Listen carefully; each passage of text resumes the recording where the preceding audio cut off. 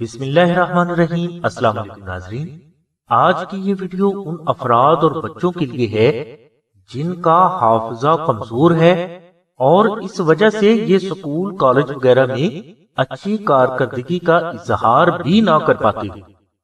ناظرین، اگر کسی فرد کا حافظہ کمزور ہو گیا ہو، اس فرد کو بھولنے کی بیماری ہو گئی ہو، یا کسی کو سکول کالج وغیرہ کا سبق یاد نہ ہوتا ہو، یادداشت کمزور ہو گئی ہو، بچہ سکول میں ناقص کارکردگی کا اظہار کرنے لگ گیا ہو، بچہ سکول جانے سے گھبراتا ہو، سکول جانے پر بچہ بیجا ضد کرتا ہو، سکول سے بھاگ جاتا ہو، اس کا پڑھائی میں دل نہ لگتا ہو اور بچہ پڑھنے سے اکتا گیا ہو، الغرض اس قسم کا کوئی بھی مسئلہ ہو، آپ آستانہ سے نقش نادے شریف منگوا کر متعلقہ فرد یا بچے کے گلے میں ضرور پہنا دیں۔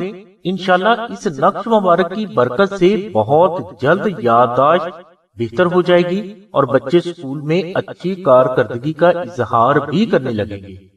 ناظرین، اس نقش کی برکت سے نہ صرف بچے سکول میں اچھی کارکردگی کا اظہار کرنے لگتے ہیں بلکہ بچے اس نقش مبارک کی برکات سے ہمیشہ روحانی حفاظت میں بھی رہتے ہیں۔ ناظرین، نقش نادے شریف آستانہ میں مشک، عنبر اور زعفران سے محرم شریف میں لاکھوں کی تعداد میں تیار کر کے رکھ لیے جاتے ہیں، اور اس کے بعد سال کے کسی بھی دن کوئی بھی سائل اگر شفائے امراض کے لیے سلسلہ کو نقش نادے شریف کی ریکویسٹ کرتا ہے تو یہ نقش اسے بالکل فری ارسال کیا جاتا ہے۔ فری نقش حاصل کرنے کے لیے آپ کو ڈاک خرچ یعنی ٹی سی ایس کوریئر کے 250 روپے خود ہی ادا کرنا ہوں گے۔ نقش حاصل کرنے کے لیے آپ 0332 618933 پر شاہد بھائی سے رابطہ کریں۔ اس کے علاوہ بہنیں آمنہ بہن کے نمبر 0306 3441 پر رابطہ فرمائیں۔ ناظرین، یادداشت کو بہتر کرنے کے لیے اور بچوں کی سکول میں اچھی کارکردگی کے اظہار کرنے کے لیے ایک اور چھوٹا سا عمل بیان کرتا ہوں کہ آپ جمعرات کے دن 41 عدد بادام کی گریاں حاصل کر کے اس پر 372 مرتبہ دعائے نادے شریف، 21 مرتبہ سورہ مزمل اور 313 مرتبہ درود ابراہیمی تلاوت کر کے دم کریں۔ اب ان میں سے ایک بادام کو ہر روز صبح کے وقت کھائیں۔